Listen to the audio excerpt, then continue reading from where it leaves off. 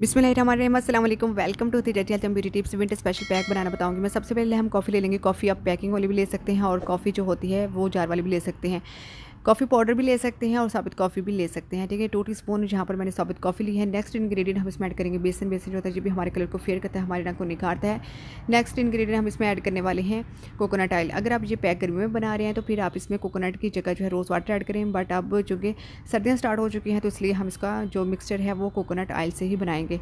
इसका जो पेस्ट बना के रेडी करना है हमने। अगर आप चाहें तो 2-3 चुटकी जो है इसमें हल्दी भी ऐड कर सकते हैं। सारी चीज़ों को अच्छे से मिक्स कर लेने के बाद आपने इसको अप्लाई कर लेना है। फेस पे अप्लाई कर सकते हैं, अपने नेक के ऊपर, हैंड एंड फीट के ऊपर अप्लाई कर सकते हैं। 5 मिनट तक आपने छोड़ देना। उसके बाद आपने अपने हाथ को गीला कर लेना है और हल्के हल्के हाथ से आपने इसकी मसाजिंग करनी है। ठीक है, इससे जितनी भी डेड स्किन होगी वो सारी रिमूव हो जाएगी। आपका कलर जो है वो नीचे से स्किन नीट एंड क्लीन निकल कर आएगी। कलर जो है वो बहुत ज़्यादा फेयर हो जाएगा। रिजल्ट आपके सामने है। आपने ज़रूर इसको अप्लाई करना, अपना फीडबैक दीजिएगा। साथ ही साथ चैनल को सब्सक्राइब कर दीजिएगा।